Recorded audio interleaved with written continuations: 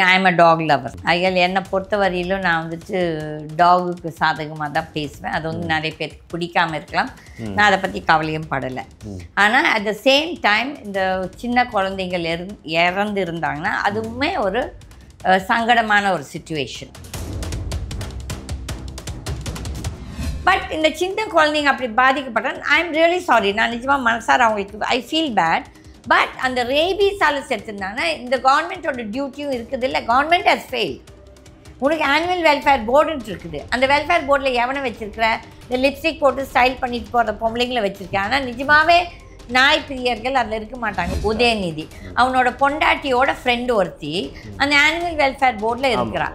Okay, 5 கோடி ரூபாவோ என்னமோ வந்து இவர் கொடுத்துருக்காரு. யார்? நம்ம பழனிவேல் தியாகராஜன். அவர் ஃபைனான்ஸ் மினிஸ்டர் இருக்கும்போது அலோகேஷன், நாட் தட் அவங்க அப்பா வீட்டு சொத்துல இருந்தில்ல, கொடுத்துருக்காரு. ஏன்னா because he is also talk lower. அந்த பொண்ணு என்ன பண்ணுது? அதெல்லாம் பார்க்காம என்கிட்ட இன்னைக்கு 18 நாய், எக்ஸப்ட் 4 பேர் 3 பேர், மிச்ச 13 14 தெரு நாய் தான். நான் வந்து என் பெட்லேயே படுக்க வச்சுப்பேன். அது என்னோட இஷ்டம்.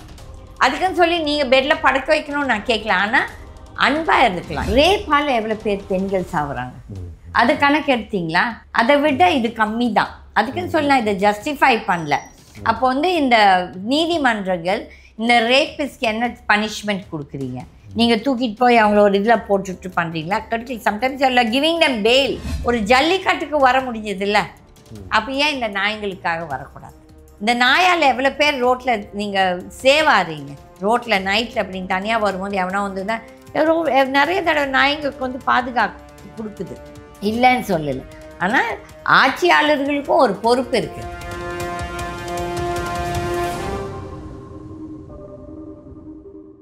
மேம், இப்போ சமீபத்தில் வந்து டெல்லி சுப்ரீம் கோர்ட்டில் வந்த ஒரு உத்தரவு, இந்த ஸ்ட்ரீட் டாக்ஸில் தெருக்களில் வந்து திரியக்கூடிய நாயினால் நிறைய உயிரிழப்பு வந்து நடக்குது.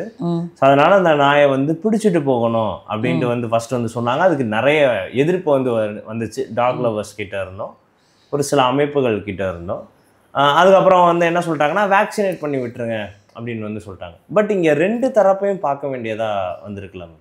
இப்போ டாக் லவர்ஸ் சொல்கிறதுலையுமே நியாயங்கள் வந்து இருக்குது. அந்த டாக்ஸ் வந்து தேவை, அது இங்கே பாதுகாவெல்லாம் இருக்குது, அதெல்லாம் ஒத்துக்கலாம். பட் நிறைய சின்ன குழந்தைகள் வந்து இந்த விஷயத்தினால எண்ணிக்கை ஜாஸ்தியாக இருக்குது. இந்தியாவில் லாஸ்ட்டாக ஒரு 4 மாதத்துலேயே 45 குழந்தைகள்ன்றது பெரிய எண்ணிக்கை தான்.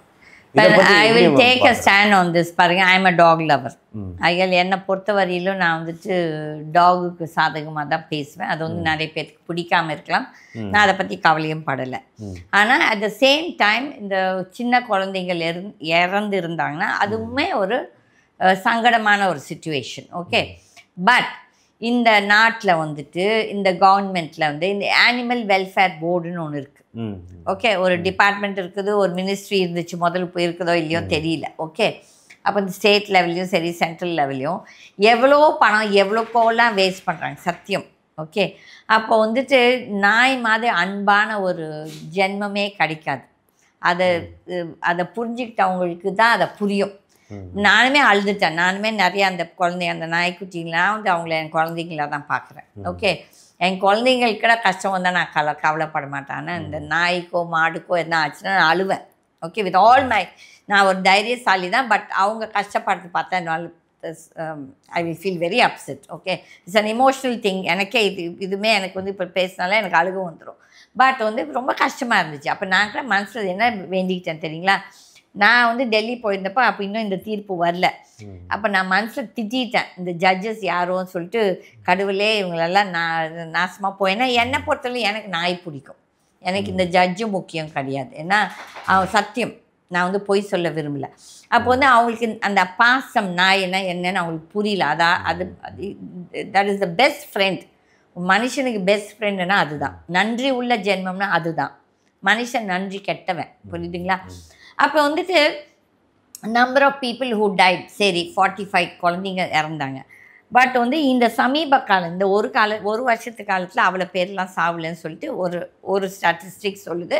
I stand corrected about the numbers. எனக்கு எக்ஸாக்ட் நம்பர்ஸ் தெரியாது. ஆனால் இந்த ரேப்பால் எவ்வளோ பேர் பெண்கள் சாகுறாங்க, அது கணக்கு எடுத்தீங்களா? அதை விட இது கம்மி தான். அதுக்குன்னு சொல்லி நான் இதை ஜஸ்டிஃபை பண்ணல. அப்போ வந்து இந்த நீதிமன்றங்கள் இந்த ரேப்பிஸ்க்கு என்ன பனிஷ்மெண்ட் கொடுக்குறீங்க? நீங்கள் தூக்கிட்டு போய் அவங்கள ஒரு இதில் போட்டுட்டு பண்ணுறீங்களா? Sometimes you are giving them bail. நாங்கள் ஆஸ் அ டாக் லவர் நான் என்ன ரிக்வெஸ்ட் பண்ணுவேன்னா டு தி அத்தாரிட்டிஸ், நீங்கள் வந்து அவங்கள வேக்சினேட் பண்ணுங்கள் ரேபீஸ், ப்ளஸ் அவங்கள மியூட்டர் பண்ணுங்கள். தட் இஸ் இந்த குழந்தைங்க குட்டிங்க பிறக்காமதப்படி. அதுக்கப்புறம் திருப்பி இப்போ அதை தான் தீர்ப்பு கொடுத்துருக்காங்க. திருப்பி சத்தியம் அதை தான் இப்போ திருப்பி போய் விட்டுருக்காங்க. எந்த இடத்துல பிடிச்சிட்டு வந்தீங்களோ அந்த இடத்துல போய் விடுங்க. ஆனால் நீங்கள் ஒன்று யோசிக்கணும், இந்த நாட்டில் வந்து இன்னுமே திருட்டு இவ்வளோ கம்மியாக இருக்குதுன்னா இந்த நாய்க்குட்டிங்களால தான், இந்த ஜென்மங்களால் தான். நீங்கள் ஊர் வெளியில் பாருங்கள், ஒரு வில்லேஜில் ஒரு புது ஆள் வந்தால் இந்த நாய்க்குட்டிங்க எல்லாம் சேர்ந்து ஓன்னு கத்தும். அப்போ அந்த ஊர்க்காரங்களாம் முழிச்சுப்பாங்க, என்னடா இவங்கெல்லாம் கத்துறாங்கன்னு சொல்லிட்டு அப்புறமேல் பிடிப்பாங்க அந்த திருடனை. அப்போ வந்து தே ஆர் ஆக்சுவலி நம்மளுக்கு ஒரு பாதுகாப்பு.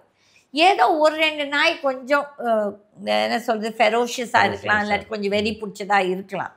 அப்போ வந்து சம்டைம்ஸ் நம்ம மேலேயும் தவறு இருக்குது. நம்ம தேவையில்லாமல் அது மேலே ஒரு கல்லை வீசுவோம்.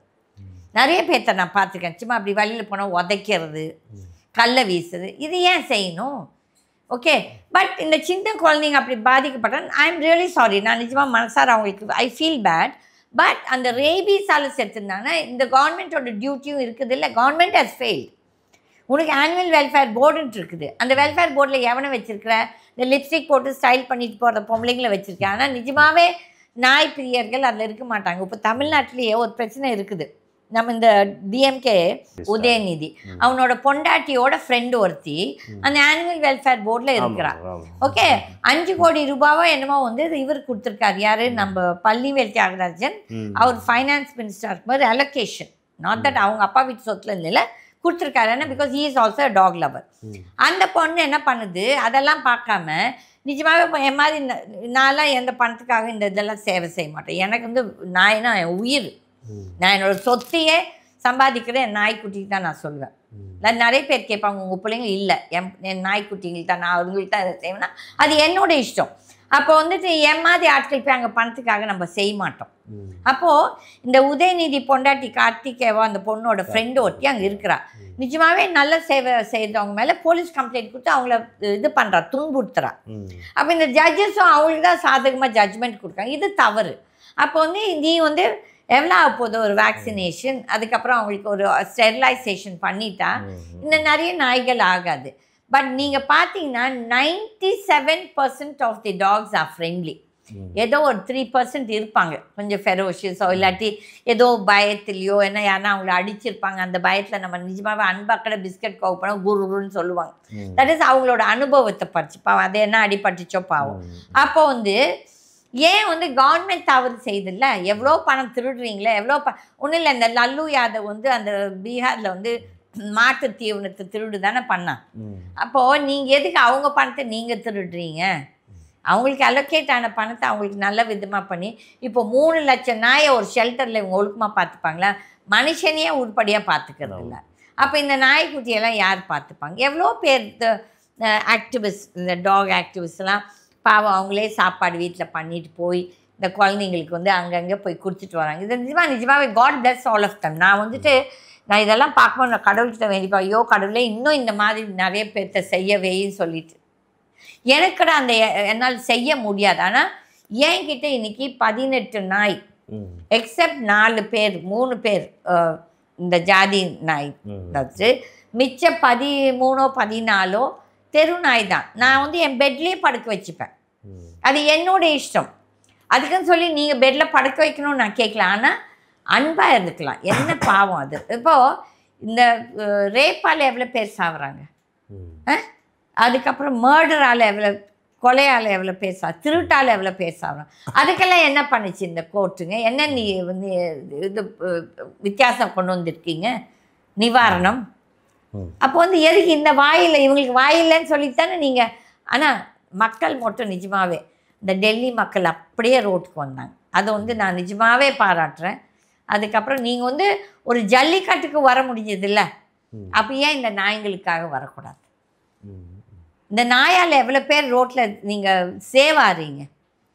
ரோட்டில் நைட்டில் அப்படி நீங்கள் தனியாக வரும்போது எவனா வந்து தான் நிறைய தடவை நாய்ங்களுக்கு வந்து பாதுகாப்பு கொடுக்குது. இல்லைன்னு சொல்லலை. ஆனால் ஆட்சியாளர்களுக்கும் ஒரு பொறுப்பு இருக்குது. ஐயல் இது வந்து இந்த லாஸ்ட் தீர்ப்பு of Supreme Court I will accept. But முதல் கொடுத்த தீர்ப்பு நான் மனசார நான் எனக்கு கடவுள்கிட்ட வேண்டிக்கிட்டேன். அட படுபாவிங்களா பாவம் அந்த வாயில்லாத ஜென்மத்தை வந்துட்டு எதுக்குடா நீங்கள் வந்து இப்படி பண்ணுறீங்கன்னு சொல்லிட்டு நான் நிஜமாகவே இது பண்ணிட்டேன். But people who are in the animal welfare போர்டெல்லாம் அவங்களோட டியூட்டிஸை இன்னும் நல்லா பண்ணலாம். எல்லாருமே அங்கே போகிறது வந்து கொள்ளடிக்கிறதுக்கு, பணத்தை திருடுறதுக்கு தான் போகிறாங்க. ஸோ ஐயெல்லாம் அப்பீல், இவங்களுக்கெல்லாம் appeal. But I thank all the dog lovers, யாரெல்லாம் வந்து ரோடுக்கு வந்து இந்த குழந்தைங்களுக்காக போராடினாங்களோ. My thanks to all of. இந்த விஷயம் தமிழகத்தில் எப்படி நீங்கள் வந்து பார்க்குறீங்க? இது வந்து அங்கே நடந்துச்சு, அங்கே எல்லாம் போராட்டம் பண்ணாங்க, எங்கேயும் போராட்டம் பண்ணாங்க, அந்த தீர்ப்புக்கு தான் போராட்டம் பண்ணாங்க. ஆனால் இங்கே இம்ப்ளிமெண்ட்லாம் நம்ம ஊரில் வந்து அவளை இங்கேயுமே இந்த 2 தரப்புகள் வந்து இருக்குது. பட் இப்போ ஃபர்ஸ்ட் ஆக்சுவலி சுப்ரீம் கோர்ட் சொன்னாங்க ஆல் ஸ்டேட் ஷுட் ஃபாலோன்னு கூட கொடுத்தாங்க. பட் ஐ திங்க் ஆட்டோமேட்டிக்லி அதே தான் இங்கேயும் வரும். தட் இஸ் அவங்கள வந்துட்டு இன்ஜெக்ஷனும் ஸ்டெரிலைசேஷன் பண்ணிட்டு அந்தந்த இது. இப்போ நீங்கள் பார்த்தீங்கன்னா ஈவன் சென்னையில் எவ்வளோ பேர் வந்து நாய்களுக்கு போய் சாப்பாடு போடுறவங்க நிறைய பேர் இருக்கிறாங்க. இப்போ முதல் மாதிரி கிடையாது. So there is negative side எப்பவும் கொஞ்சம் இருக்கும். இல்லாமே 100% பர்ஃபெக்டாக ஒரு வேர்ல்டு இருக்குன்னா அது வந்து நம்மளோட முட்டாள்தனம் நம்ம எதிர்பார்க்குறது. But it's very unfortunate. இந்த குழந்தைங்களுக்கு இது ஆகுறது வந்து நான் வந்து வரவேற்கலை. I feel bad for them, I am sorry. But அந்த பேரண்ட்ஸ்க்கும் ஒரு ரெஸ்பான்சிபிலிட்டி இருக்குது, ஸ்டேட்டுக்கும் ஒரு ரெஸ்பான்சிபிலிட்டி இருக்குது. சரி, okay, thank you ma'am. Okay, thank you. Start your career at KSG Institutions. No donation, no capitation. KSG Institutions, Singanallur, Coimbatore.